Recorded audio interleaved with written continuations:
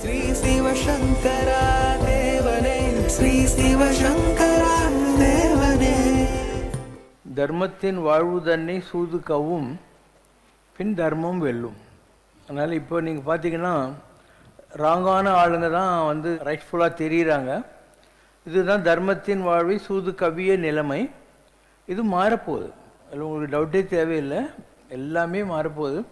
ஒரு லேடி இருந்தாள், அவன் பேர் ஹில்டா சார்டன். அவன் அமெரிக்கன். கதிர்காமத்தில் போய் ஒரு பெரிய குருக்கிட்ட எல்லாம் கற்றுக்கிட்டான். அவள் நேராக பிள்ளையார் முருகர்கிட்டலாம் வந்து அனுபவங்கள் இருக்குது, அவளுக்கு டைரெக்டாகவே இருக்குது. அதுக்கப்புறம் நியூயார்க் போய் ஒவ்வொரு பௌர்ணமிக்கும் கையில் ஒரு நெருப்பு செட்டி வச்சுக்கிட்டு முருகனாகவே இருந்து அருள்வாக்கெல்லாம் கொடுப்பான். நியூயார்க்கில் இருக்கிற பிள்ளையார் கோயிலில் நெருப்பு செட்டி வச்சுக்கிட்டு அருள்வாக்கு கொடுப்பான். அப்போ அவள் சொல்லியிருக்கா, இந்த மாதிரி உலகத்தில் 1984 நாங்கள் மாற்றங்களை கொண்டு வரத்துக்கான முயற்சிகளில் இறங்கிட்டோம், 4 வரி. அதனால் இவ்வளோ வருஷமாக நீங்கள் விசுவாசமாக இருந்தது பெரிய விஷயம் இல்லை.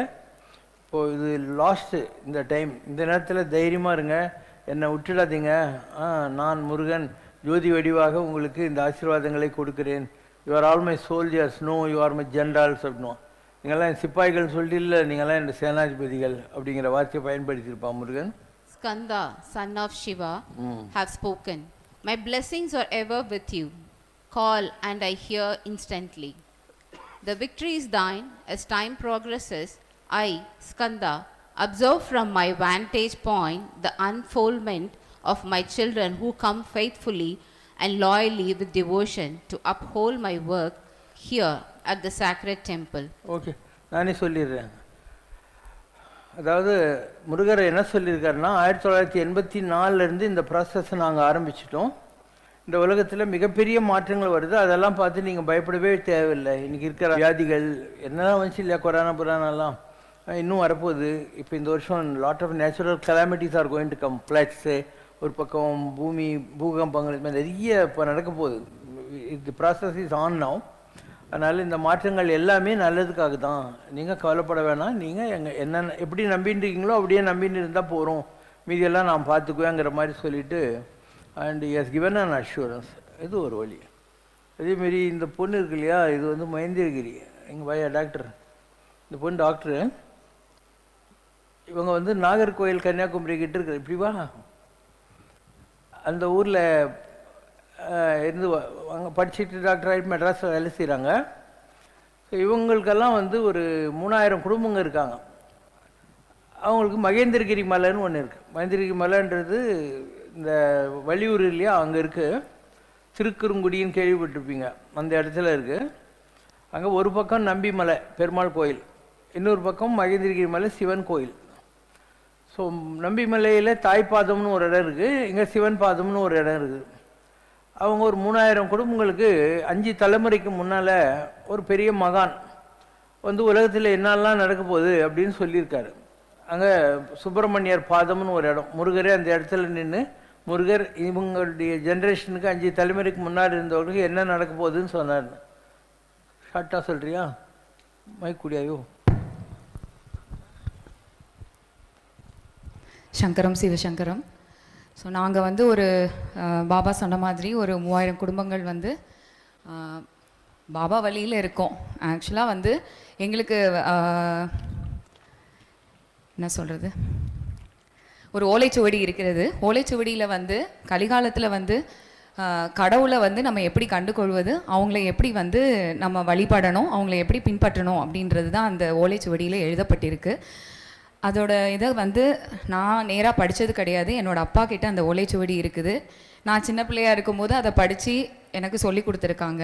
ஸோ அதில் வந்து கலியுகத்தில் கடவுளுக்கு அவங்கள அடையாளம் கண்டு கொள்வதற்கு சில அடையாளங்கள் இருக்குது. ஸோ அந்த அடையாளம் தான் பாபா ஆல்ரெடி காமிச்சிட்டாங்க, பாதத்தில் காமிச்சிருக்காங்க, அவங்களோட கைகள்லையும் காமிச்சிருக்காங்க. ஸோ இது ஆல்ரெடி எங்கள் ஓலைச்சுவடியில் இருந்தது தான். அண்ட் அதை வச்சு தான் நாங்களும் பாபாவை வந்து பல வருஷங்களாக 1986க்கு மேலே நினைக்கிறேன், எனக்கு தெரியல, எனக்கு தெரிஞ்சது 1996லேருந்து பாபாவை நாங்கள் கண்டு கொண்டு அவங்கள பின்னாடி ஃபாலோ பண்ணிகிட்ருக்கோம். ஸோ என்னென்ன மாற்றங்கள் வரப்போகுதுன்னு பாபா சொல்கிறாங்களோ அதுவுமே ஓலைச்சுவடியில் எழுதப்பட்டிருக்கு, அதுவும் நடந்து கொண்டே இருக்கிறது.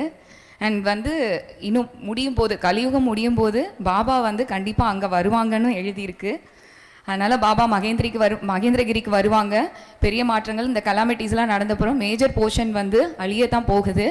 யாரெல்லாம் பாபாவை நம்பி அவங்களுக்கு பின்னாடி அவங்க சொல்கிறத ஃபாலோ பண்ணுறாங்களோ அவங்க எல்லாம் வந்து பாபா கூட சந்தோஷமாக இருக்க போகிறோம். அதுக்கப்புறம் மகேந்திரகிரியிலேருந்து அதுக்கப்புறம் ஆட்சி செய்வாங்க கடவுள் அப்படின்னு தான் அந்த ஓலைச்சுவடியில் எழுதியிருக்கு. ஸோ இதெல்லாம் நம்ம வந்து பார்க்க போகிறோம், பாபா கூட இருக்க போகிறோம். சங்கரம் சிவசங்கரம். மகேந்திரகிரிங்கிறது சாதாரண இடம் இல்லை, ராமர் வனவாச காலத்தில் இருந்த இடம். பஞ்சவடி நீங்கள் படிக்கிறீங்க இல்லையா, அது அங்கே தான் இருக்குது. அங்கே 5 குழி இருக்குது. இந்த உலகத்தில் மாற்றங்கள் வரப்போகிற நேரத்தில் பெரிய வெள்ளம் எல்லாம் வந்து பூமியில் இருக்கிற ஜனங்கள்லாம் வந்து மலையை தேடி ஓடுவாங்க. ஒரு 10-15 வருஷத்துக்கு முன்னால் அந்தமானில் ஒரு பெரிய இயற்கையினுடைய உட்பாதம் வந்தபோது எல்லாம் மலை மேலே உட்காந்துருந்தாங்க. ஹெலிகாப்டரில் போய் 5-5 பேராக இறக்கின்னு வந்தாங்க இல்லையா. அந்த மாதிரி ஒரு காலம் வர்ற போது அங்கே மகேந்திரகிரி மலைக்கு மேலே எல்லாரும் வர வேண்டிய காலம் இருக்குது. மலைகளை தேடி மக்கள் ஓடுவாங்க.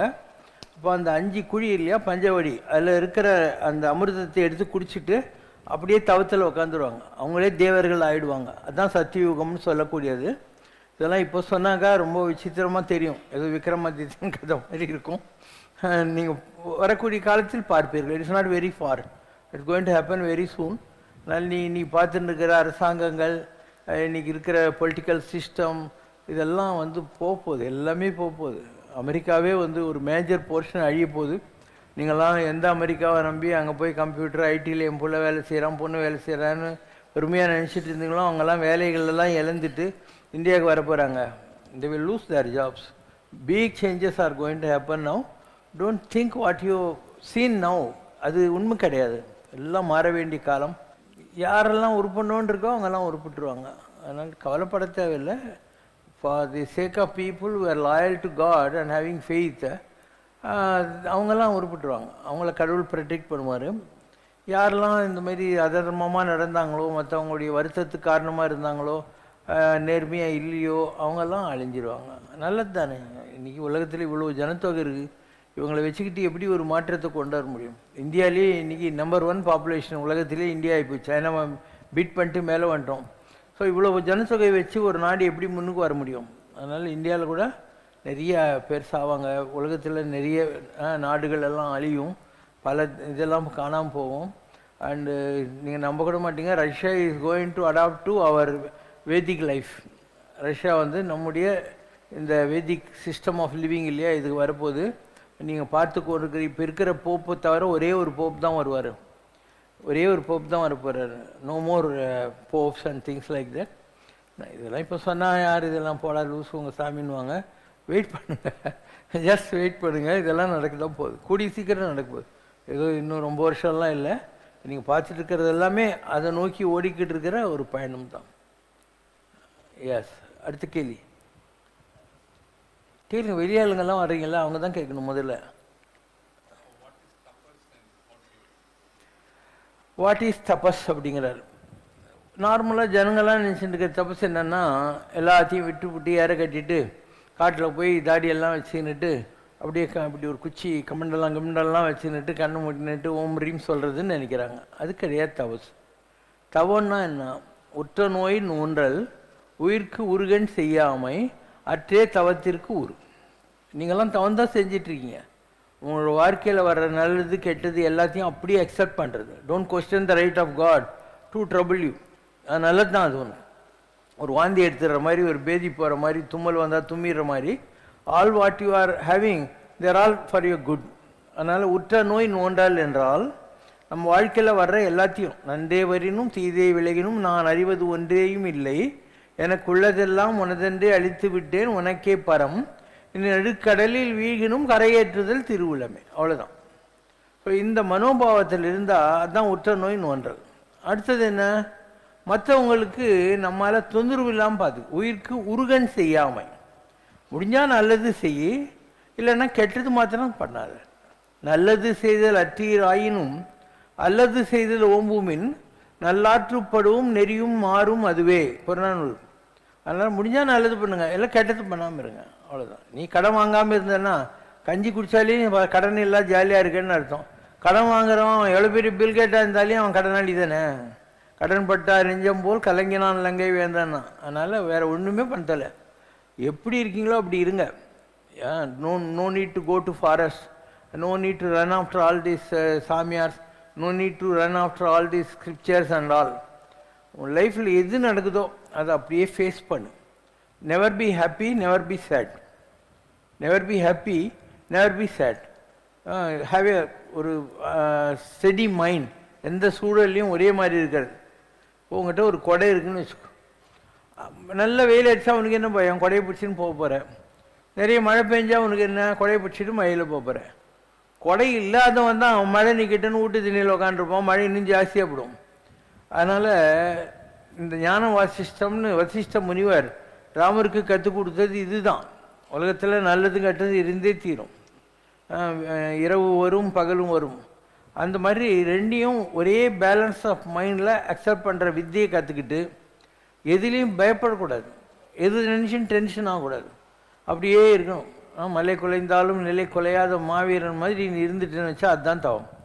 எங்கேயோ காட்டில் போய் குகையில் உக்காந்துட்டு நான் வீட்டில் எல்லாரையும் விட்டு வந்தேன்னா அவங்கெல்லாம் என்ன ஆகிட்டாங்களோன்னு நினச்சின்னு இருந்தால் வேஸ்ட்டு. எனக்கு ஒரு நண்பர் இருந்தார் அண்ணா நகரில், டாக்டர் செல்வரங்கம் நர்சிங் ஹோம்னு வச்சுருந்தார். அவர் ஒரு நாள் சொன்னார், பாருங்கள் பாபா சார், நான் கூட ஒரு நாள் எங்கேயாவது ஒரு மாந்தோப்பு வாங்கிட்டு அங்கே ஒரு குடிசை போட்டு பீஸ்ஃபுல்லாக இருக்க போகிறேன். I am going to settle down in a mango grove அப்படின்னாரு. நான் சொன்னேன், நீங்கள் தப்பாக நினைக்கிறீங்க டாக்டர். நீங்கள் நர்சிங் ஹோமில் உட்காந்துட்டு மேங்கோ குரூவை நினச்சிட்டு இருந்தால் சந்தோஷமாக இருப்பீங்க. மேங்கோ குரூவில் உட்காந்து இருந்தால் நர்சிங் ஹோம் தான் நினச்சிட்டு. Never try to run away from any thing. ஒரு நாய் துரத்துதேன்னு ஓடக்கூடாது, நிற்கணும். அது மாதிரி ப்ராப்ளம் வருதுன்னு சொல்லி ஓடுறது தான் காட்டுக்கு போகிறது, அது இதெல்லாம் பண்ணுறதுன்றது. நீ ஏன் ஓடுற? என்ன நடக்குதான் பார்க்கலாம்ல. சினிமா பாட்டில் என்ன தான் நடக்கும், நடக்கட்டுமே. எனக்கு தெரியும் என் பாட்டெலாம் விட்டு என்ன தான் நடக்கும்னு நடக்கட்டும். அதனால் தைரியமாக இருந்தீங்கன்னா அதுதான் தவம். வேறு ஒன்றுமே பண்ண தேவையில்லை. Be happy in any situation you are under going. சந்தோஷம், துக்கம், நல்லது கெட்டது எல்லாத்தையும் அப்படியே வேடிக்கை பாரு. உன் வாழ்க்கையை நீ ஒரு சினிமா மாதிரி பார்க்கணும். ஒரு சினிமாவில் என்ன இருக்கும்? காதல் காட்சி இருக்கும், கொஞ்சம் கோர்ட்டு சீனெல்லாம் வேறு வரும், வில்லனுங்கெல்லாம் வந்து உனக்கு தொந்தரவு கொடுப்பாங்க, விதவிதமான காட்சிகள் வருது இல்லையா? வாழ்க்கை கூட அப்படி தான். ரஜினிகாந்த் அவரில் யாரோ எழுதின பாட்டு அது, வாழ்க்கை ஒரு சினிமா சினிமா. வாழ்க்கை ஒரு சினிமா சினிமா 3 மணி நேரம் தான். இது ஒரு 30-50 வருஷம் இருக்கும். 3 மணி நேரம் போல 3 பருவம் தான். குழந்தை பருவம் 1, இளமை பருவம் 2, முதுமை பருவம் 3. சரி, அந்த பாட்டை போய் கேட்டுக்கோங்க. ஸோ வாழ்க்கைன்றது வேடிக்கை பார்க்க வேண்டிய விஷயம். எதை பார்த்தா நீ டென்ஷனே ஆகக்கூடாது, எதை பார்த்து டென்ஷன் ஆகக்கூடாது. என்ன ஆனாலும் அப்படியே இருக்கணும். அதுதான் ஹையஸ்ட் லெவல். அதை அச்சீவ் பண்ண முடிஞ்சால் அதை விட பெரிய தவம் கிடையாது. அதுதான் பெரிய தவம். நான் ரொம்ப நல்லவன், இவ்வளோ பெரிய இன்ஸ்டிடியூஷன் பண்ணியிருக்கேன், யார்கிட்டையும் ஒரு பைசா வாங்க மாட்டேன், கொடுத்து தான் பழக்கம். I treat everyone I like. I made a church, I made a mosque. Buddha கோயில், ஜெயின் கோயில், மற்ற மதத்துக்கெல்லாம் கோயில் கட்டியிருக்கேன். எல்லா விதமான கடவுளுக்கும் கோயிலெலாம் கட்டியிருக்கேன். பேங்க்கில் ₹1 கூட கடன் வாங்கினது கிடையாது. பேங்க்கில் கடன் வாங்கினது கிடையாது. எந்த காலத்துலையும் எதுக்குமே பஞ்சமே கிடையாது. இதெல்லாம் எங்கேருந்து உருவாக்குறோம்? தவத்திலேருந்து உருவாக்குறோம். நான் எத்தனையோ பிறவிகளாக தவம் செஞ்சேன். ஸோ அந்த அருளை நான் பொருளாக மாற்றிக்கிறேன். என்னுடைய சங்கல்பத்தில், என் மைண்டில் நான் என்ன நினைக்கிறேனோ அது நடக்கும். எண்ணியாங்கு எதுவார் எண்ணியர் திண்ணியராக பெரு. எது நீ நினைக்கிறோ அதெல்லாம் நடந்தே தீரும். வேண்டியாங்கு எய்தலால் தவம் யாண்டும் முயலப்படும். நினைக்கிற மாட்டேங்க, ஆனால் தவம் செய்ய என்று வள்ளுவர் சொல்கிறார். இது பூரா என்னுடைய தவத்திலிருந்து தான் உருவாக்குறேன். நீங்களாம் எங்கிட்ட ஏன் வரீங்கன்னா, உங்களுக்கு எனக்கும் ஏதோ ஒரு சம்பந்தம் இருக்குது. ஏதோ ஒரு பிறவியில் நம்ம 2 பேருக்கும் ஆத்ம சம்பந்தம் இருக்குது. ஒரு விட்டக்குறை தொட்டக்குறை இருக்கும். அதனால் உனக்கே தெரியாமல் நான் எங்கேயோ ஒரு மூலையில் உட்காந்துருக்கேன். நான் என்ன பப்ளிசிட்டி பண்ணுறேன்னா, இல்லை என்னை எங்கேயாவது வெளியில் பார்க்க முடியுமா? எங்கேயும் பார்க்க முடியாது. நான் என் வேலையை செஞ்சு ஜாலியாக இங்கே தான் உட்காந்துருப்பேன். அப்போ நீ வரேன்னு சொன்னால் அதுக்கு ஒரு காரண காரியம் இருக்கும். There is a time frame for you to come to me. And நீ என்கிட்ட வந்தப்புறம் நீ கொஞ்சம் நம்பினா கூட போகிறோம், நீ நினைக்கிறதெல்லாம் நடக்கும். கொஞ்சம் நம்பினா போகிறோம், நீ நினைக்கிறதெல்லாம் நடக்கும். அப்படி தான் உனக்கு எங்கிட்ட ஃபெய்த்து ஜாஸ்தியாக ஆரம்பிக்கும். இதெல்லாம் மக்களுக்கு புரியலை. அவங்க ஒரு சாமியார்னோடனே சாம்பிராணி புகையில் உட்காந்து ஓம் ரீன்னு சொல்லுவார், பேரை மாற்றி வச்சுருவார், வாஸ்து சொல்லுவார், பரிகாரம் சொல்லுவார், ஜாதகம் பார்ப்பார். நான் எதுவுமே பார்க்க மாட்டேன், ஜாலியாக உட்காந்து இருப்பேன். ஆனால் நீ எதுக்காக என்னை நம்பி வரையோ அது நடக்கும்.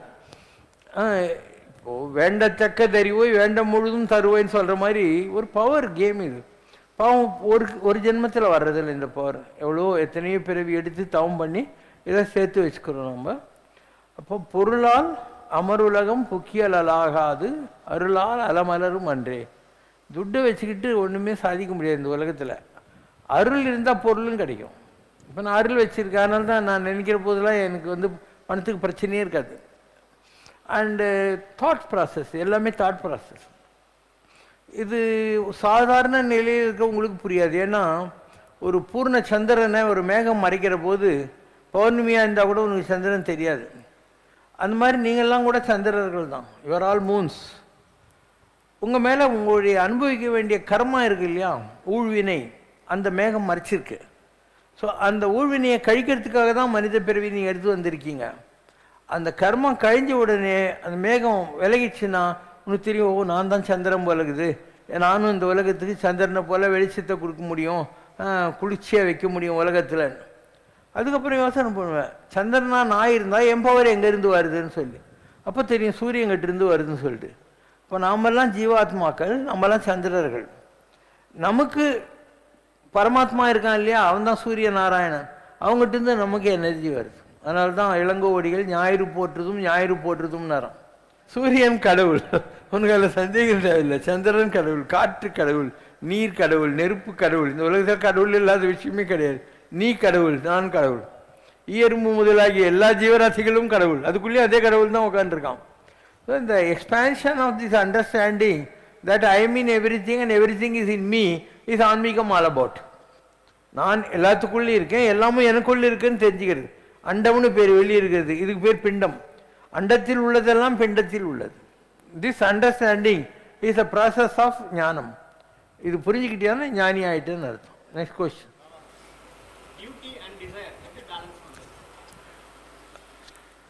whatever is essential to survive on this earth இருக்கு இல்லையா, அது கண்டென்ட்மெண்ட். அதாவது இப்போ நமக்கு இருக்கிறதுக்கு ஒரு இடம் இருக்குது, அது வாடகை வீடோ சொந்த வீடோ, அண்டு டிரான்ஸ்போர்ட்டுக்கு வழி இருக்குது, நம்மளை பார்த்துக்கிறதுக்கு ஒரு மனைவி பிள்ளைங்கள்லாம் இருக்குது, ஒரு உத்தியோகம் இருக்குது, மாதம் வந்தால் ஒரு பட்ஜெட்டுக்குள்ளே நம்ம வாழணும்னு நினச்சா ஒன்றும் ப்ராப்ளமே இல்லை. ஸோ அந்த மாதிரி யார் வாழ கற்றுக்கிறானோ அவன் போதுமென்ற மனமே பொன் செய்யும் மருந்துங்கிற முறையில் கண்டென்ட் ஆகிடுவான். நாம் ஒரு அம்பானி அடானி ஆயிடணும், பில்கேட் ஆயிடணுங்கிற போது மேலே போயிடலாம். இப்போ நீ விழுந்தியானா ஊஞ்சல்லேருந்து கீழே விழுந்த மாதிரி, அவன் விழுந்தானா எல்ஐசி பில்டிங்லேருந்து கீழே விழுந்த மாதிரி. அதனால் மேலே ரொம்ப பார்க்காம இருக்கிறது நல்லது. ரொம்ப ஹையாலாம் திங்க் பண்ணக்கூடாது. நமக்கு எதுக்கு இந்த ஆசைலாம் வருதுன்னா, நம்ம கலீகோ நம்ம பக்கத்து வீட்டுக்காரனும் ஒரு கார் வாங்கிட்டான், நம்மக்கிட்ட ஏற்கனவே ஸ்கூட்ரு இருக்குது, நம்ம அவன் கார் வாங்கியிருக்கானேன்னு சொல்லிட்டு கார் மேலே ஆசைப்படுறோம். அப்போது ஃபஸ்ட்டு பொறாமை வருது, அதுக்கு பேர் அழுக்காறு. அழுக்காறு, தட் இஸ் பொறாமை, லீட்ஸ் யூ டு அவா, டிசையர். அதுக்கப்புறம் அழுக்காறு அவா, அது நிறைவேறலைன்னா கோவம், நம்ம எதையும் சாதிக்கலை, எல்லாரும் நல்லாக்கிறான்ற மாதிரி, அதுக்கு வெகுலின்னு பேர். அந்த கோவத்தில் யாரை பார்த்தாலும் கெட்ட கெட்ட வார்த்தைலாம் சொல்லி திட்டுவோம், எரிஞ்சு விடுவோம், அதுக்கு என்ன சொல்லுன்னு பேர். அப்போ முதல்ல பொறாமையை விட்டாவே நம்ம முழுக்குன்னு வந்துடும். நமக்கு உள்ளது தானே வரும், நமக்கு உள்ளது தானே வரும். கொஞ்சம் கடிச்சு சொல்லு, நமக்கு உள்ளது தானே வரும். நமக்கு என்ன இருக்கோ அது கிடைக்கும் போது. அவனை பற்றி நம்ம இன்னும் பூனையை பார்த்து என்ன புலியை பார்த்து பூனை சூடு போட்டுக்கிச்சான்ற மாதிரி மற்றவனை பற்றி உனக்கு என்ன இருக்குது? You be content with whatever you have. So இந்த பேலன்சிங் ஆர்ட் வந்துச்சுன்னா இந்த உலகம் நம்மளை பாதிக்காது. we try to expand on our desire by copying others or feeling indirectly a concealed jealousy about others. அந்த எண்ணங்களை விட்டாவே நம்ம நல்லா இருக்கும். தேவையில்லாததுக்கு ஆசைப்பட தேவையில்லை, எது தேவையோ அதெல்லாம். அதாவது உலகத்தில் நெசசிட்டின்னு ஒன்று இருக்குது. அது என்னென்னா, இது இல்லைன்னா ஒன்றுமே இல்லைங்கிற மாதிரி. ஏதோ ஒரு ட்ரெஸ்ஸு வேணும், சாப்பிட்றதுக்கு ஏதாவது இருக்கணும், இருக்கிறதுக்கு ஒரு இடம், இதெல்லாம் நெசசிட்டிஸ் அந்த மாதிரி. அண்ட் லக்ஸுரிஸ்ன்னு ஒன்று இருக்குது. அது என்ன, என்கிட்ட மாருதி கார் இருக்குது, நான் வந்து பென்ஸ் கார் வாங்கணும்னு நினைக்கிறது. ஒரு ஃப்ளாட் இருக்குது, நான் பங்களா வாழணும்னு நினைக்கிறது. அது வந்து luxury. So be happy and be contented with needs and don't expand to luxuries. அப்போ எந்த ப்ராப்ளம் வரவே வராது. இப்போது எனக்கு எவ்வளோ வேணுனாலையும் பணம் பண்ண முடியும், ஓகே, என் ஜாதகம் நல்ல ஜாதகம். But I am not interested. இந்த ஆர்கனைசேஷன் நடத்துறதுக்கு என்ன வேணும் அதெல்லாம் பண்ணிட்டேன் நான். I have created the infrastructure, temples, வர்றவங்கெல்லாம் தங்கறதுக்கெல்லாம் இடம் பண்ணி வச்சுருக்கிறேன். And I am very transparent. தரிசனம் நீ இன்னொரு சாமியார் போய் பார்க்கணுன்னா எடுபிடிகளை பிடிக்கணும், அவர் எப்போ பார்க்கலான்னு என்னை யார் வேணுன்னா பார்த்துடலாம். Total person stranger can always meet me, I will talk to them. இதெல்லாம் புரியறதுக்கு கொஞ்சம் ஜனங்களுக்கு நாளாகும். ஏன்னா அவங்க ஒரு சாமியாரை பார்க்க முடியாது அப்படிங்கிற மாதிரி இருந்தால் தான் அது பெரிய சாமியாருன்னு நினைக்கிறாங்க. இது is the curse of the situation. அப்படிலாம் ஒன்றும் இல்லை. எவ்வளோக்கு எவ்வளோ நீ மேலே போயிட்டியோ அவ்வளோக்கு அவ்வளோ நீ இருப்ப. அடக்கம் அமரல் உயிக்கும். அடக்கம் தான் உன்னை தெய்வமாக மாற்றுறது. அந்த அடக்கம் வந்துச்சுன்னா கவலைப்பட தேவையில்லை. அதனால் இந்த பொறாமையை விட்டுட்டாவே போகிறோம். உன்னை பார்த்துக்கிறதுக்கு ஒரு நல்ல குடும்பம் இருக்கா, நீ பார்த்துக்கிறதுக்கு ஒரு குடும்பம் இருக்கா, அதுவே போகிறோம். வேற என்ன, உன் கடமைகள் கொஞ்சம் இருக்குது. உங்கள் அப்பா அம்மாவை பார்த்துக்கணும். எவ்வளோ தான் உனக்கு கஷ்டம் இருந்தாலே நீ 4 தோசை சாப்பிட்றது 2 தோசை சாப்பிட்டு அவங்களுக்கு 2 தோசை கொடு. You have to take care of your parents, you have take care of your children. And இதெல்லாம் சில சாமானிய தர்மங்கள்னு இருக்குது உலகத்தில், அதெல்லாம் பண்ணணும். நம்முடைய கம்ஃபர்ட்டுக்காகவும் நம்முடைய லக்ஸுரிக்காக நாம் நம்ம கடமைகளில் தவற முடியாது. இப்போது கடவுள் உன் குடும்பத்தை உனக்கு ஒரு பிரான்ச் மேனேஜர் போஸ்டோட கொடுத்துருக்கான். நீ தான் பிரான்ச் மேனேஜர், உன் குடும்பம் தான் உனக்கு பிரான்ச். ஸோ அதை நீ ஒழுங்காக பண்ணாவே நீ கடவுளுடைய வேலையை தான் பண்ணிக்கிட்டு இருக்க. God is using you as an instrument to share one of his responsibilities. So you are a branch manager in God's kingdom. அதை ஒழுங்காக பண்ணு. நீ வேறு ஒன்றும் பண்ண தேவையில்லை, தவம் பண்ண தேவையில்லை, தாடி வளர்க்க தேவையில்லை, கையில் வாத்து வாட்டுற குச்சி வைக்க தேவையில்லை, கோயிலாக சுற்ற தேவையில்லை, கண்ட இடத்துல போய் குளிச்சுன்னு இருக்க தேவையில்லை, எதுவுமே பண்ண தேவையில்லை. எவ்வளவோ நல்லது கெட்டது வந்தாலையும் அதெல்லாம் அப்படியே ஃபேஸ் பண்ணோம். உன் டியூட்டியில் மாத்திரம் நீ தவறவே கூடாது. அப்படின்னு தான் எந்த ப்ராப்ளமும் வராது. இப்போது நாங்கள்லாம் ஏதோ ஒரு வகையில் ஆன்மீகத்தில் மேலே வந்துட்டோம். உங்களுக்கெல்லாம் ஏதோ ஒரு பேக்ரவுண்டு இருக்குது. நீங்கள்லாம் நல்ல வேலையில் இருப்பீங்க, வசதியான குடும்பங்கள், மிடில் கிளாஸ்லேருந்தெல்லாம் வந்திருப்பீங்க. எனக்கு பேக்ரவுண்டே கிடையாது. நான் ஒரு வில்லேஜ் பாய். நார்த்தார்கர் டிஸ்ட்ரிக்டில் ஒரு ஸ்மால் வில்லேஜ், ஜவாதுமலை அடிவாரத்தில். I had no money to study, so I went to Coimbatore, studied in Perinayakkan Ramakrishna Mission Vidyalaya as a free student. அங்கே படித்து முடிச்சுட்டு எனக்கு ஒரு 750 ரூபா ஸ்காலர்ஷிப் கிடச்சிது. அதை வச்சுன்னு பிஎஸ்சி கெமிஸ்ட்ரி படித்தேன். எங்கள் அப்பா சொல்லிட்டார், இதுக்கு மேலே என் பொண்ணும் படிக்க வைக்க முடியாதுன்னு. அவர் என்ன படிக்க வைக்கல, நான் தான் ஸ்காலர்ஷிப். நான் 10 ரூபாவும் பிஎஸ்சி சர்டிஃபிகேட் எடுத்துன்னு பிராட்வே பஸ் ஸ்டாண்டில் இறங்கினேன். 1/95, 2/95, 3/95 வர்றதுக்குள்ளே ஒரு வேலை கிடச்சிச்சு. என்னுடைய சம்பளம் 1968 250 ரூபா, 250 rupees. Within 10 years, I started earning 6,000 rupees. Then I started my own business. I was a redistribution stockist for Mysore Sandal Soap, Jafra Manas, Glasgow, Detergents India. I had 3 buses for staff transportation, 4 lorry, அதுக்கப்புறம் 6 gunman போட்ட van, பேங்க்குக்கு currency எடுத்துன்னு போகிறதுக்கு, bank of மஜ்ராக்கு 3 car, எனக்கு சொந்த யூஸுக்கு 2 car, அண்ணா நகரில் shooting பங்களா கட்டி டெய்லி வாடகைக்கு விடுவேன். ஷூட்டிங் 5000 ரூபாய் டெய்லி வரும். அண்ணா நகர் ரோட்டரி கிளப் தலைவராக இருந்தேன், அண்ணா நகர் சிவா விஷ்ணு கோயில் ஃபவுண்டராக இருந்தேன், மெட்ராஸ் கூட்ஸ் டிரான்ஸ்போர்ட் அசோசியேஷன் 14 வருஷம் தலைவராக இருந்தேன். வாழ்க்கையில் நான் பார்க்காதே கிடையாது.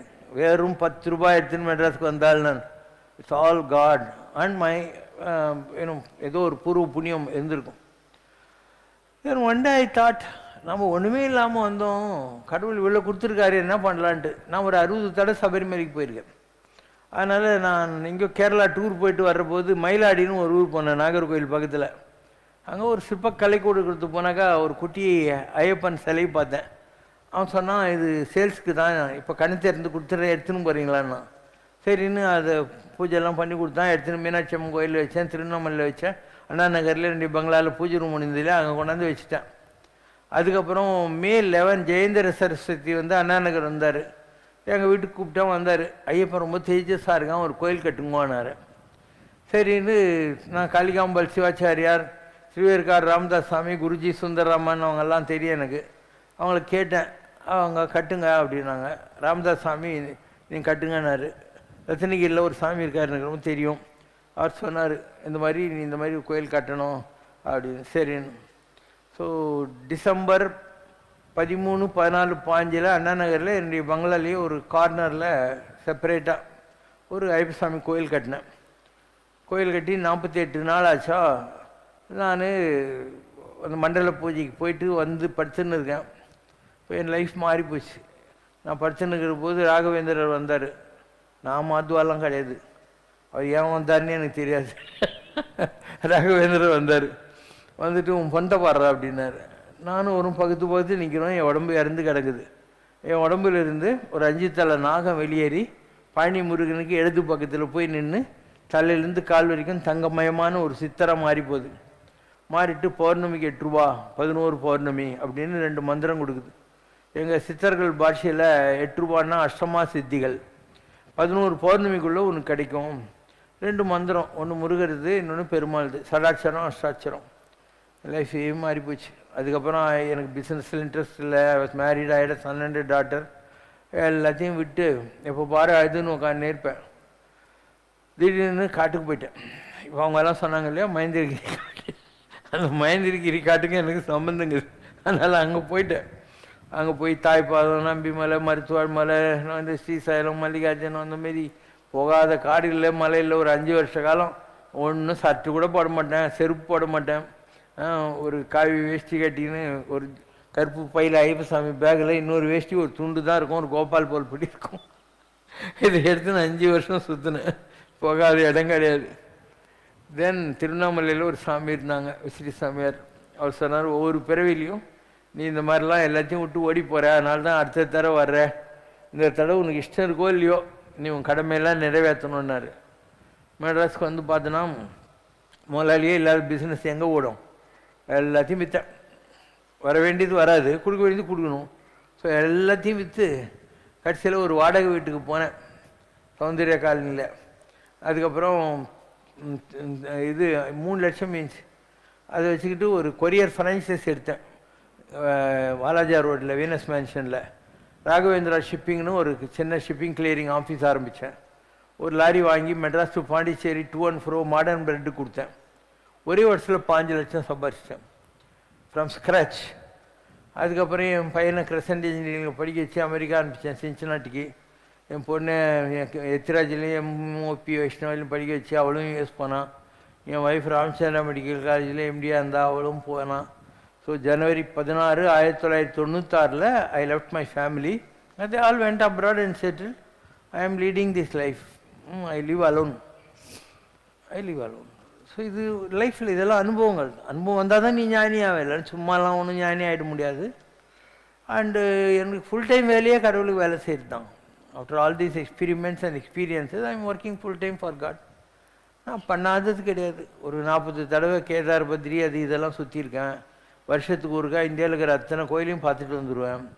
அதுக்கப்புறம் ஒரு 11 தடவை கைலாச தரிசனம் பண்ணியிருக்கேன், சைனாவில் இருக்குது. 60 அடிக்கு மேலே சபரிமலை போயிருக்கேன். ஒரு 36-37 வருஷமாக டெய்லி யாகம் வளர்த்து பூஜை பண்ணுறேன் இல்லையா. எப்பயும் உள்ளுக்குள்ளே மந்திரம் சொல்லிக்கிட்டே இருப்பேன். நான் பேசினிருந்தால் கூட உள்ளுக்குள்ளே எனக்கு மந்திரம் சொல்லிக்கிட்டே இருப்பேன். இதெல்லாம் ஏதோ ஒரு வகையில் விட்டக்குறை தொட்டக்குறை இருந்ததுனால அமைஞ்சது. So I am happy this way. I am already 76 years. 76 years. I was to die. நான் சாக வேண்டியது, என்னுடைய 76வது வயசில் சாக வேண்டியது. God extended my life for another 12 years. இப்போ நான் 88 வயசு வரைக்கும் மினிமம் இருப்பேன். And I have some more work left out to serve God. இன்னும் கொஞ்சம் பாக்கி இருக்குது. இது ஒரிசாவில் ஒரு ஆள் இருக்கார், கக்கட்பூர்னு ஒரு இடம். 500 வருஷத்துக்கு முன்னால் அங்கே ஒரு மகான் இருந்தார், அச்சுதானந்த தாஸ். டிவிலெல்லாம் பார்த்தீங்கன்னா தெரியும், உலகத்தில் என்னெல்லாம் நடக்க போகுதுன்னு அச்சுதானந்த தாஸ் ப்ரெடிக்ஷன்ஸ் வந்துக்கிட்டு இருக்கு இல்லையா. அதில் எனக்கு என்ன வந்துச்சுன்னு சொல்கிறேன் பாரு. Your guru is a Bala Brahmachari. யார் அதில் வர்றது எனக்காக யாரும் போய் படித்தாங்க நம்ம பசங்க. ஸோ அதில் வருது, யுவர் குரு இஸ் அ பால பிரம்மச்சாரின்றான். எனக்கு தான் கல்யாணம் ஆகி பொண்ணு போய் எல்லாம் இருந்தாங்களே, அப்போ எப்படி நான் பால பிரம்மச்சாரி ஆவேன்? I am having the spirit of ஐயப்பான்னு அந்த ஃபார்ம் உள்ளே வச்சுருக்கேன், அதனால் பால பிரம்மச்சாரின்னு. Whatever he is today and the position he has attained is due to grace of Goddess. அம்பாளுடைய அனுகிரகத்தில் இவருக்கு இந்த இதெல்லாம் கிடைச்சிருக்கு. The Goddess has given this power for Jan Kalyan and he has also been doing it even now. மக்களுக்கு ஜனக்கல்யாணம் மக்களுக்கு நல்ல செய்யறதுக்காக அம்பாள் இந்த பவரை கொடுத்துருக்கா. அவர் நல்லா தான் பண்ணிக்கிட்டு இருக்காரு. He'll go outside country to speak about the glory of God starting from 2020. எல்லா நாடுக்கும் போய் பிரச்சாரம் பண்ணுவார்னு எல்லாம் பண்ணிட்டேன். அண்டார்டிகோட போய்க்கிறேன். நான் போகாத நாடே கிடையாது உலகத்தில். ரொம்ப ஏழையாக இருக்கிற ஆப்பிரிக்கன் கண்ட்ரிஸ் தான் போயிருக்க மாட்டேன். மற்ற எல்லா கண்ட்ரிஸுக்கும் போயிருக்கேன். நான் போகாத கண்ட்ரிஸ் கிடையாது.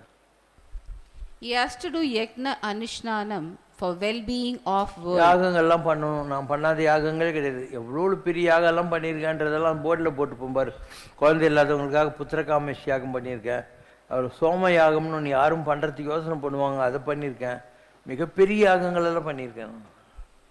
ஒரு வருஷத்துக்கு 12 மாதத்துக்கு 12, அது போக நவராத்திரி சஷ்டி இந்த மாதிரி நாட்களில். ஸோ 16 யாகம் 17 யாகம் ஒவ்வொரு வருஷத்துக்கும் பண்ணுறோம் நம்ம. அது போக டெய்லி 3 கோயிலையும் யாகம் பண்ணுறோம்.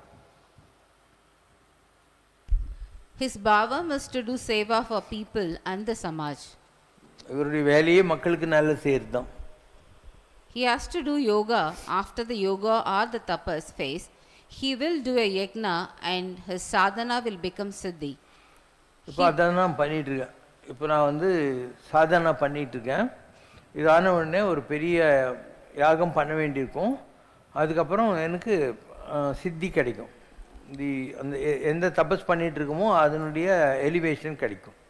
He'll get the blessings of goddess and start traveling outside India preaching about God. உலகம் பூரா திருப்பியும் ட்ராவல் பண்ணுவார். As a result, he'll make name for himself in history. உலக வரலாற்றில் இவர் பெரிய இடத்தை பிடிப்பார். When he'll start to do tapas, entirely depends on his mind and it can happen anytime and can be even எப்போ நினைக்கிறாரோ அப்போ தவம் பண்ண ஆரம்பிப்பார். எனக்கு யாரும் சொல்ல தேவையில்லை. எப்போ நினைக்கிறாரோ அப்போ தவம் பண்ண ஆரம்பிச்சிடுவார். His lifespan will continue as long as he will be doing Jan Kalyan. எவ்வளோ வருஷம் உலகத்துக்கு நல்லது செய்ய நினைக்கிறாரோ அவ்வளோ ஆயுசு இவருக்கு நீட்டிச்சினே போகும். Few people consider him as God and have tasted the sweetness. இப்போத்துக்கு கொஞ்சம் பேர் தான் இவரை கடவுள்னு புரிஞ்சுன்னு இருக்காங்க. ஆனால் வரக்கூடிய காலத்தில் இன்னும் நிறைய பேர் அந்த இதெல்லாம் தெரிஞ்சுக்குவாங்க. அந்த அமைப்பை அவர்கள் புரிந்து கொள்வார். இதெல்லாம் எங்கேயோ கக்கர்பூர் வல்லையில் வர்றது. அதனால் நான் தான் சொல்லிட்டு இருக்கேன் இல்லையா, இதெல்லாம் நடக்க தான் போகுது, நீங்களும் கேட்க தான் இல்லை பார்க்க தான் போகிறீங்க. Just wait. I have not come to do a small work. I have come to serve the world in a big way. I have come to serve the world in a big way and I am waiting. Annadurai C Subramaniam அசம்பிளியில் இருந்தாங்க. அப்போது ஒரு நாள் சொன்னாராம் C Subramaniam, your days are நம்பர்டுன்னாராம். Annadurai chief minister இருந்தார்ல, அப்போது எந்திரிச்சு மை ஸ்டெப்ஸ் ஆர் கேல்குலேட்டட்னாராம். அதனால் நம்ம ஸ்டெப்ஸ் எல்லாம் தெரியும். So we are waiting for the right minute. அப்போ எல்லாம் பண்ணுவோம். அண்டு என்ன நம்மக்கிட்ட இல்லை, இவ்வளோ இன்ஃப்ராஸ்ட்ரக்சர் பண்ணியிருக்கேன், வேலை செய்யறதுக்கு ஆளுங்களெல்லாம் ரெடி பண்ணி வச்சுருக்கேன் இல்லையா. இங்கே எல்லாருமே ப்ரீஸ்டெல்லாம் நீங்கள் தானே, பாடுறவங்கெல்லாம் நீங்கள் தானே, இங்கே பெருக்கிறவங்க முழுகிறவங்கெல்லாம் நீங்கள் தானே இல்லையா. Every thing is ready. அதனால் எனக்கு ஒன்றும் பிரச்சனை இல்லை. என் மைண்டில் வரும், அப்போ இதெல்லாம் ஆரம்பிப்பேன். அதுக்கும் உலகத்தினுடைய அடுத்த ஸ்டெப்ஸுக்கும் சம்பந்தம் இருக்குது. அதாவது I have not come to play a small role confined to Kelambagam. I come to play a universal role. You have to wait and see. நான் சாதாரண ஆள் இல்லை. பங்களாதேஷில் ஒரு பெரிய மகான் இருந்தார். பெனசிர் பூட்டோக்கும் அவர் தான் குரு. அவர் பேர் அப்துல் ரஹ்மான் சிஷ்டி. அவர் அஜ்மீர் தர்கா இல்லையா, அந்த வம்சத்தில் வந்தவர். அஜ்மீர் தர்காவில் இருக்கிற ஆள் யார்? அக்பர் பாஷா குழந்தை இல்லாத போது அவருக்காக குழந்தை தவம் பண்ணி வர வச்சு கொடுத்தவர். அதனால் அவருக்கு ஃபத்தேபூர் சிக்ரின்ற ஊரையே கொடுத்துட்டாங்க. அந்த ஊரையே எழுதி கொடுத்துட்டாங்க அக்பர் பாஷா. அதனால் அவ்வளோ பெரிய ஆள். நான் பங்களாதேஷ் போன போது அவரை போய் பார்த்தேன். ஸோ மற்றவங்கெல்லாம் சொல்கிறது விட்டுட்டு, என்னை பற்றி ஒன்றுமே தெரியாத ஒரு பாய் பங்களாதேஷில் இருக்கார். என்னை பற்றி ஒன்றுமே தெரியாது. இந்தியாவில் இருந்தாலும் ஏதோ தெரிஞ்சிருக்கும் பாப்பா பூமான்னு. என்னை பற்றி ஒன்றுமே தெரியாது. அவர் என்னை பற்றி என்ன சொன்னார்னு பாரு. Allah has come to see me. He has the face of God. அவர் சொன்ன வார்த்தை என்னன்னா, அல்லான்றதும் சிவசங்கர் பாபான்றதும் ஒன்று தான். ஸோ அல்லாஹ் என்னை பார்க்கறதுக்கு வந்திருக்காருன்னாரு. சிவசங்கர் பாபாவை அல்லான்னு சொன்னார். முஸ்லீம்களில் யாருமே நபி தான். அல்லாங்கிற வார்த்தையை பயன்படுத்தினாவே தப்பு தான். அவ்வளோ பெரிய ஆள். அவர் சொல்கிறாரு Allah has come to see me. ஏன்னா நான் சின்னவன், அவர் ரொம்ப பெரியவர் அப்படிங்கிற வார்த்தை யூஸ் பண்ணார். Allah and him are the one and the same. இவரும் எல்லாம் ஒன்றே தான்.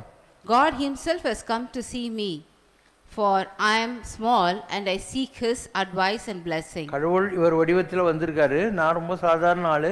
அவர் எனக்கு அட்வைஸ் கொடுக்கணும்னு நான் அவரை கேட்டுக்கிறேன். He is the great and greatest of all gods of the world. உலகத்தில் இருக்கிற எல்லா கடவுளை விட இவர் பெரியவர் ரொம்ப பெரியவர். எல்லா கடவுளை விட இவர் தான் பெரியவர். He has the power to give life to the dead. இவன் செத்தவங்களுக்கு கூட உயிர் கொடுக்கிற பவர் இவர்கிட்ட இருக்கு. All the angels in heaven come to him and seek his blessings. எல்லா தேவர்களும் இவர்கிட்ட வந்து ஆசீர்வாதம் வாங்கிட்டு போற நிலையில் இவர் இருக்காரு. He is the greatest elephant of elephants, that is Lord Ganesh. உலகத்தில் இருக்கிற எல்லா யானைகளை விட பெரிய யானை விநாயகர் இவர்தான். He has the full power of Shiva, Parvati, Lakshmi and all the gods put together. Sivan, Parvati, Lakshmi இந்த மாதிரி எல்லா கடவுளுடைய சக்தியும் சேர்ந்து ஒரு பவரா இவர் உலகத்தில் இருக்காரு. When he looks at you, God is seeing you and your sins will henceforth be our removed. உன்னை பார்த்தா போறோம். கடவுளே உன்னை பார்க்கறது, உன் கர்மா எல்லாம் மன்னிப்பா, உன் பாவம் எல்லாம் போயிடும். When he touches you, God is touching you and all your karmas are our dissolved. தொட்டாவே கடவுள் உன்னை தொட்ட மாதிரி உன் பாவம் எல்லாம் மன்னிக்கப்படும். Whatever he asks, God will readily give unto you. அவர் என்ன கேட்கிறாரோ அதெல்லாம் கடவுள் கொடுப்பாங்க. If he wants, even this building will turn into gold. அவர் நினைச்சா ஒரு சாதாரண பில்டிங்கை கூட தங்கமயமா மாத்திடுவாரு. He is the lion who has the power within him, given by none other than the gods themselves to unite the world. இந்த உலகத்தை ஒன்றாக்குவதற்காக இவர் நரசிம்மருடைய சக்தியோட வந்திருக்காரு. Is a lion. He can bring out the lion from his heart to tame the world. அவர் நினைக்கிற போது நரசிம்மரை வெளியே கொண்டு வந்து இந்த உலகத்தை மாற்றுறதுக்கு உள்ள தகுதிகளை பெற்றிருக்கிறார். What is good in all regions, God has taught him even before he met his guru. உலகத்தில் எல்லா மதங்கள்லையும் எந்த நல்லதெல்லாம் இருக்கோ எல்லாமே கடவுள் இவருக்கு கற்றுக் கொடுத்துருக்காரு. His face is as beautiful as that of the face of God. The sun God himself is at his feet, and so are the moon and stars. இவருடைய காலில் சந்திரனும் சூரியனும் நட்சத்திரங்களும் தவம் செய்து கொண்டிருக்கின்றன. இதெல்லாம் நம்புற மாதிரி இருக்கா பாரு, சொன்னாரியா? இவருடைய காலில் சந்திரனும் சூரியனும் நட்சத்திரங்களும் தவம் செய்கின்றன. He is the embodiment of the purest love, and it கள்ளம் flows. கபடமில்லாத அன்புக்கு இவர் சொந்தக்காரர். He has undergone tremendous sacrifice to reach this level. ஆனால் இந்த உயரங்களை அடைவதற்கு எவ்வளோ தியாகம் அவர் பண்ணியிருக்காது என்றது உங்களுக்கு புரியாது. அப்படி அவ்வளோ கஷ்டப்பட்டுக்கணும்.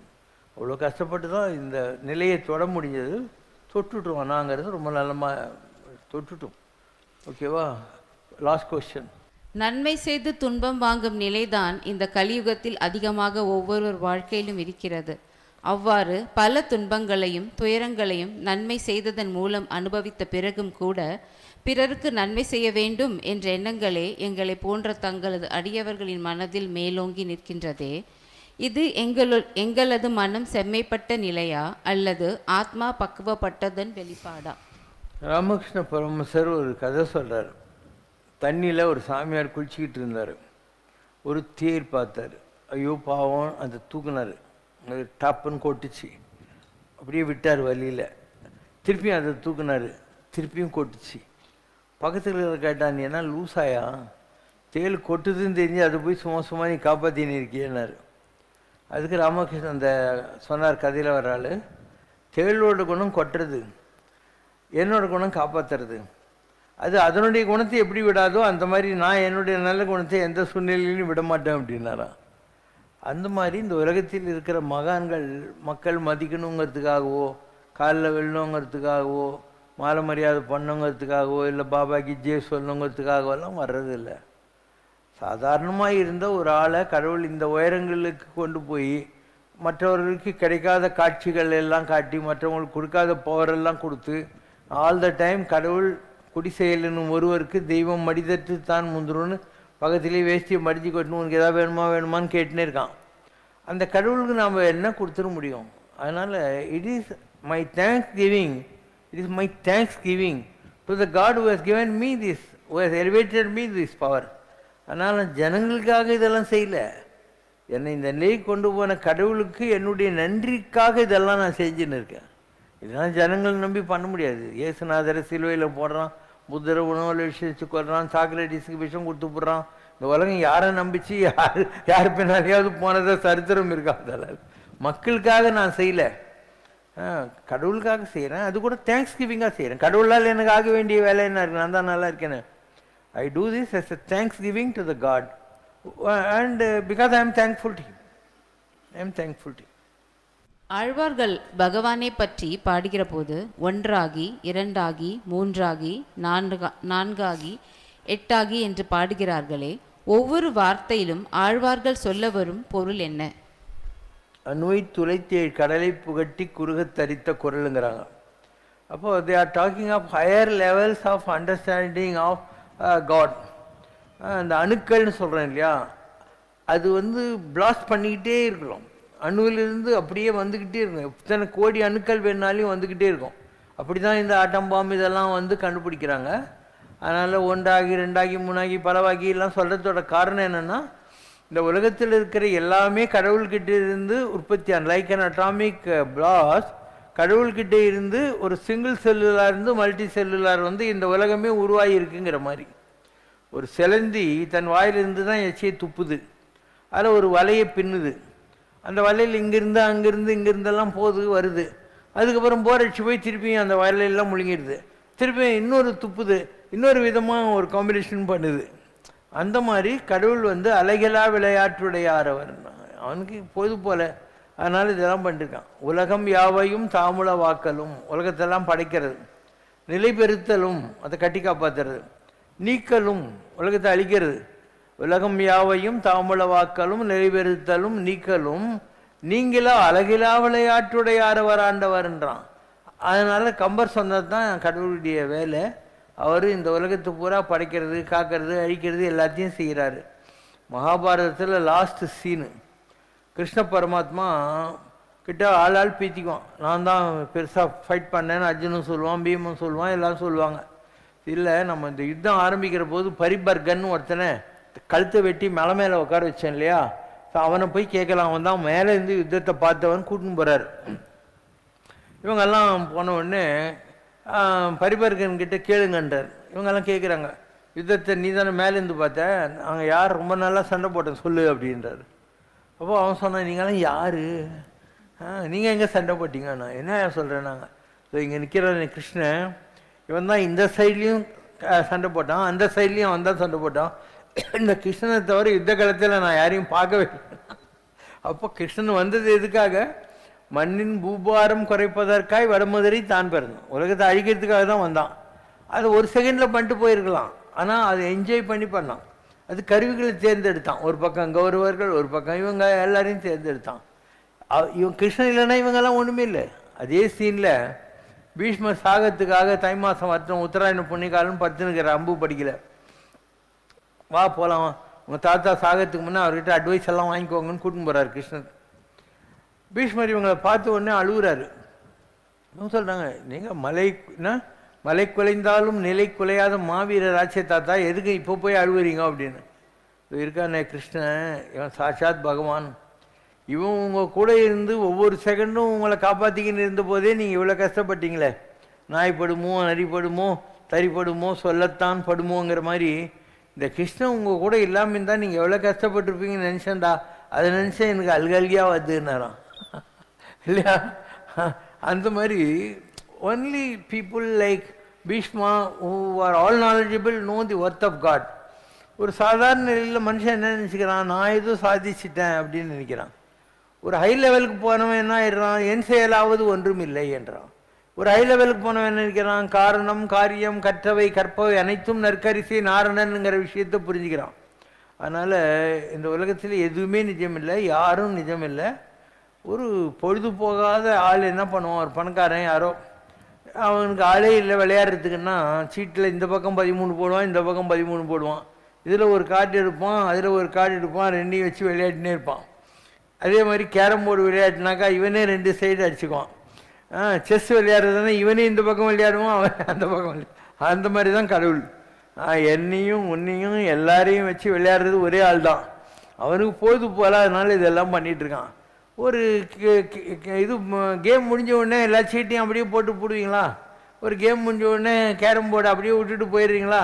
செஸ் போர்டு அப்படியே விட்டு போகிறீங்களா? அதுமாரி தான் இந்த உலக நாடகம் நடந்துக்கிறது வரைக்கும் தான் யாரோ கிங்கு, யாரோ குயின், யாரோ ரூக்கு, யாரோ பிஷப்பு, யாரோ பானு. டாமா முடிஞ்சு போச்சுன்னா எல்லாம் குப்பை. யாரும் பெரியவங்க இல்லை, யாரும் சின்னவங்க இல்லை. இதெல்லாம் உனக்கு புரிய ஆரம்பிச்சதுன்னா நீ ஞானி ஆகிட்டேன்னு அர்த்தம். புரியாத வரைக்கும் நீ நான் தான் குயின்னு, எனக்கு இப்படியும் போக முடியும் இப்படியும் போக முடியும்னு நினச்சிக்குவேன். அதனால் எதுவுமே நிஜம் கிடையாது. No one is powerful in this world and no one is non powerful in this world. பவர்ஃபுல்லான ஆளும் இல்லை, பவர் இல்லாத ஆளும் கிடையாது, பெரியவங்களும் இல்லை, சின்னவங்களும் இல்லை. அதனால தான் நம்முடைய இலக்கியங்கள் என்ன சொல்கிறது, பெரியோர் என வியத்தலும் இளமே அப்படின்னு. யாரையும் பெரியவங்கன்னு நினச்சி நான் மெரசல் ஆக மாட்டேன். சிறியோர் என மனிதலும் இளமே, யாரையும் என்னை விட சின்னவங்கன்னு நான் நினைக்க மாட்டேன் அப்படிங்கிறது. இப்போ நாங்கள்லாம் எல்லாரையும் ஒரே மாதிரி நடத்துகிறோம். 2 காரணம். ஒன்றுக்கு எனக்கு வந்து பணக்காரங்க தெய்வம் தேவையில்லை, நானே வசதியாக தான் இருக்கிறேன். நான் பணக்காரனை காக்கா பிடிச்சி அவன் வந்தானோ ஐஎஸ்ஏஜி அப்படின்னு சொல்லி மரியாதை பண்ணி அவனை குளிப்பாட்டி அவங்ககிட்ட 5 ரூபா பிச்சை எடுக்கிற நிலையில் கடவுள் என்னை வைக்கல. அதனால் எனக்கு தயவு தேவையில்லை, நான் வசதியாக தான் இருக்கேன்னு 100 தடவை சொல்கிறேன். அதனால் யாருக்கு காரியவாதம் இல்லையோ அவங்களால எல்லாரையும் நடத்த முடியும் ஒன்றா. அடுத்தது இதுதான் ரியல் டிவினிட்டி. எத்துணையும் பேதம் உறாது, நோ பார்ஷியாலிட்டிஸ், நோ டிஸ்கிரிமினேஷன். எவ்வுயிரும் தம்முயிர் போல் எண்ணி, நீ சாப்பிட்டியா, நீ தண்ணி குடிச்சியா, அவன் கை கழுவு தண்ணி கொடுத்தாங்களான்னு பார்த்து நிற்கணும்.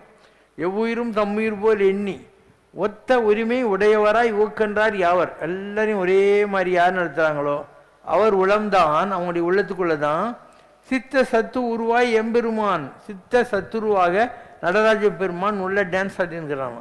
சித்த சத்துருவாய் எம்பெருமான் நடம்புரியும் இடமென நான் தெளிந்தேன் அப்படின்னு சொல்லிட்டு அந்த மாதிரி யாராவது இருந்தால் சொல்லு, நான் வேணா அவங்களுக்கு முறவாசல் பண்ணுறேன்னார். அத்தகு வித்தகர்தம் சேவடிக்கே சேவை செய்ய சிந்தை மிக விளைந்ததாலோ அப்படிங்கிறார். அந்த மாதிரி யாராவது இருந்தால் சொல்லு, நான் வந்து இப்போ நான் ஏன் மகான்கள் எல்லாம் நம்புகிறேன், அவங்க இதை தான் பண்ணிக்கிட்டு இருக்கிறாங்க. எவ்வளோ பெரிய மகான்கள் இருக்காங்க, மக்களுக்கு தான் தோணுச்சு, அவங்களுக்கு நம்ம சர்வீஸ் பண்ணலாம், தப்பே கிடையாது. அதனால தான் நான் எல்லா மகான்களையும் மதிங்கன்னு சொல்லுவேன். நான் பரமாச்சாரா, ரஜினிசாமி, எவ்வளோ மகான்களை நான் பார்த்துருக்கேன். எல்லாரையும் மதிக்கிறதுக்கு என்ன காரணம், அவங்களுக்கு மாத்திரம் ரஜினி இல்லை சாமி அவன் கோமனை கட்டின்னு உட்காந்துக்கிறாரு. இல்லை யோசனை பண்ணி பாரு, நான் நீ அது ஒரு தலைகாணி வச்சு படுத்துக்கிறோம், அவர் ஒரு கல்லில் ஒரு பெஞ்ச் மாதிரி பண்ணி அது மேலே படுத்துன்னு உட்காந்துக்கிறார். அவருக்கு என்னை விட 8 வயசு ஜாஸ்தி, சாப்பிட்றது கூட முடியல, கரைக்கி குடிக்கிறார் பாவம், நான் கரைக்கு வச்சுருக்கேன். அப்போ அவர் 54 வருஷமாக கடவுளுக்கு சேவை செய்கிறார். அவர் மிச்சம் என்ன குறைஞ்சி போயிடும் நம்மளுக்கு. எத்தனை பேரால் எல்லாத்தையும் விட்டு அந்த வெளி வர முடியும். அவருக்கும் தான் மனைவி இன்றைக்கி வரைக்கும் உயிரோடு இருக்காங்க. அவருக்கும் வந்து 2 டாட்டர்ஸ் இருக்காங்க. ஒரு பையன் இறந்துட்டான் புல்டோசர் அடிச்சு, ரோட் கான்ட்ராக்டரு. ஓகேவா? ஸோ வாழ்க்கையில் நல்லது கெட்டது அவரும் தான் பார்த்தாரு. ஆனால் நேர்மையாக நடந்துக்கிறார். அவங்க பொண்ணுக்கு கல்யாணம் பண்ணோம், கோயில் காசில் காலெலாம் எடுக்கலையே அவர். இல்லைன்னா கோயில் காசு எடுத்து கல்யாணம் பண்ண யார் வேணான்னு போகிறாங்க. ஒரு சாதாரணமான முதலியார் குடும்பத்தில் என்ன செலவு பண்ணுவாங்க, ஒரு 35,000 ரூபா அந்த காலத்தில் பட்ஜெட்டு. எங்களை மாதிரி ஒரு 5 பேருக்கு லெட்டர் அனுப்பிச்சார், இந்த மாதிரி என் பொண்ணு கல்யாணம் பண்ண போகிறேன், ரொம்ப சிம்பிளாக பண்ண போகிறேன்னாரு. நாங்களாம் அவ்வளோ வருஷமாக இருக்கட்டு இருக்கிறோம், அதை வச்சு தான் பண்ணார். காலெலாம் கோயிலேருந்து எடுக்கல. எனக்கு அவரை பற்றி ரொம்ப நல்லா தெரியும், அதனால் நான் மதிக்கிறோம். இல்லை நாட்டில் எப்படிப்பட்ட புராட்டி சாமியார்லாங்கிறான், அதில் யோகியமாகிற சாமியாரை பார்க்கறதே கஷ்டம். அவரெல்லாம் இருக்கார். ராம் சுரத்குமார் சாமி இருக்கார், எவ்வளோ யோக்கியமாக இருந்தார். அவருக்கு என்ன தேவை இருக்குது, ஒன்றும் கிடையாது. பேங்க் ஆஃபீஸர் ஒருத்தர் இருந்தார், ஸ்டேட் பேங்க்கில் ரிட்டையர்டு. அவர் ஒய்ஃப் பங்காஜோன்னு. அந்த அம்மா ஒரு சப்பாத்தியோ பூரி கொஞ்சம் தால் கொஞ்சம் தயிர் சாதம் கொண்டாந்து கொடுக்கும் டெய்லி, அதை தான் சாப்பிடுவார் அவர். ஏன்னா ஸோ எனக்கு தெரியும் மகான்கள் எல்லாரையும். கோடிசாமி இருக்கார், சாப்பிடவே மாட்டார். யாராவது அவர் வாயில் கொண்டு போய் எதானே வச்சாக்கா அப்படின்னார். இதில் நிற்கிறவங்க அவர் கூப்பிட்றவங்க போய் கை நீட்டணும், அதில் துப்பிடுவார். எதனா கொஞ்சம் ஒன்று குடிக்கிறதுக்கு கொடுத்தாக்க மாத்திரம் ஸ்பூனில் குடிப்பார். அப்படியே தான் உட்காந்துருந்தார். அப்படியே 2 காலையும் நீட்டின்னு உட்காந்துருந்தார். எவ்வளோ மகான்கள். சிவபிரபாகர சித்த யோகின்னு ஒருத்தர் 700 வருஷம் உயிரோடு இருந்தார். இவ்வளோ தான். அவர் பாம்பு சிரித்துச்சுன்னுவாங்கள்ல, அந்த மாதிரி சின்ன 2 அடி தான் இருக்கும் அவர் உடம்பு. கட்டில் படுத்துங்கன்னு இருந்தாக்கா. ஆனால் உயரமான ஆள் 6 அடி. அவர் இன்னுமே சாப்பிட மாட்டார். 700 வருஷம் உயிரோடு இருந்துட்டு அவர் மறைஞ்சிட்டார். இன்றைக்கும் நீ சபரிமலை போகிற இடத்துல போய் பாரு, அவருக்கு சமாதி கோயில் அந்த இடத்துல வச்சுருக்காங்க. எவ்வளோ பேர். இங்கே இவர் இருந்தார், காஞ்சிபுரம் ஏகாம்பரேஸ்வரர் கோயிலில் ராமசாமி சித்தர் இருந்தார். அந்த உள்ள நுழையிற போது அந்த உட்காந்து இருப்பார் அந்த வாலி சன்னிதிக்கிட்ட. அவரை கோயிலுக்கு பேக் சைடில் போச்சாங்க. இந்த கோயில் ஐயருங்கெல்லாம் நாங்கள் பூஜை பண்ண மாட்டோம், ஏன்னா ஏகாம்பரேஸ்வரர் கோயிலில் போய் சமையல் இது பண்ணலாம் பண்ணிங்க. அவங்க எங்கேயோ ஒரு மூலையில் போச்சாங்க. காஞ்சி பெரியவரை போய் கேளுங்கன்னு எம்ஜிஆர் சொல்லிட்டாரு. அவர் சொல்லிட்டார், சரி இவங்கெல்லாம் வேணான்றாங்கன்னா நீங்கள் எடுத்துருங்கன்ட்டு. அது அங்கே புதைச்சது எடுத்துன்னு போய் வேற எங்கேயோ போச்சாங்க. அவ்வளோ நல்லவர் அவர். என்ன அவர் அங்கேயே தான் உட்காந்து தவம் பண்ணிட்டு இருப்பார். ஒரு ரிஷாவில் வந்தாக்கா இங்கேருந்து எதிரில் இருக்கிற மசூதிக்கு போகிற அங்கே கொஞ்சம் ப்ரே பண்ணிட்டு இங்கே தான் வந்து உட்காந்துனே இருப்பார். ரொம்ப பெரிய நிலை வருது. ஸோ சிவபிரபாகர் சித்தியோகி, கிருஷ்ணவேணி அம்மா இருந்தாங்க, சாந்தானந்த சுவாமி, இந்த எவ்வளோ பெரிய மகான்கள், எல்லாம் பெரிய ஆளுங்க. மாயம்மா என்ன தேவை அந்த அம்மாவுக்கு ஒன்றுமே இல்லை. எவ்வளோ மகான்கள், சாதாரண இல்லை. மகான் ஆகிறதுன்றது சாதாரண இல்லை. உங்களால் எந்த ஒரு சின்ன வசதியும் விட்டு கொடுக்க முடியறதில்ல. அவங்க எல்லாத்தையும் விட்டுவிட்டு எந்த லாபமும் இல்லாமல் மக்களுக்கு தொண்டு செஞ்சுனே எந்த ஒரு நாளைக்கு மண்டையை போட்டு போகிறாங்க இல்லையா? அதோட பெரிய நிலை என்ன இருக்க முடியும்? நீங்கள் உட்காந்துக்கிறீங்க, உங்கள் மூக்குக்குள்ளே காற்று போயின்னு வந்துன்னுக்குது. காற்றுக்கு என்ன நீ பில்லாக கட்டினேன்? மழை பெஞ்சுன்னா அந்த மழைக்கு நீ எதனா பில்லு கட்டுறியா? சூரிய வெளிச்சம் வந்துச்சு, சந்திரனுடைய வெளிச்சம் வந்துச்சு, இதுக்கெல்லாம் நீங்கள் எதாவது கட்டணம் கொடுக்குறீங்களா?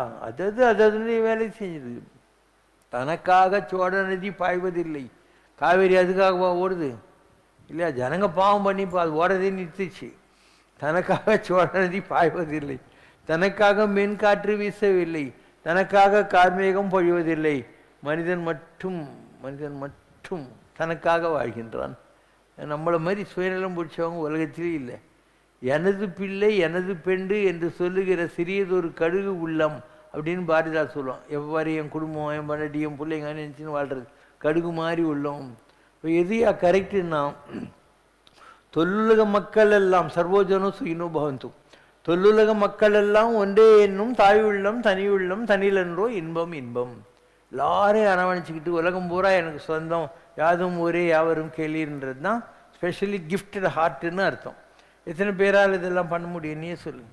அப்படி இருக்கிற மகான்களை மதிச்சா என்ன தப்பு இல்லையா? மக்களுக்கு அதுவே தெரியல. இவன் ஏதோ சாமியார்கிட்ட கீஞ்ச 10 ரூபா போட்ட உடனே சாமியார் வேலைக்கு வாங்கி தான் நினச்சிக்கிறான். நான் உங்களை மாற்றுறதே இல்லை. இல்லை, I am not for sale. I have come to give, I have not to take. Okay, all the best. Tirupati மலைதனில் இருக்கின்றான் தீனதயாளன் சிவசங்கர், திகம்பரனாய் நடமாடிடுவான் தில்லையிலே எங்கள் சிவசங்கர். பழனி பதிதனில் நின்றிருப்பான் திருபாலகனாய் எங்கள் சிவசங்கர். சபரிகிரியிலே வீற்றிருப்பான் சாஸ்தாவாய் எங்கள் சிவசங்கர். குறை ஒன்றுமில்லை மறைமூர்த்தி கண்ணா, குறை ஒன்றும் இல்லை கண்ணா, குறை ஒன்றுமில்லை கோவிந்தா.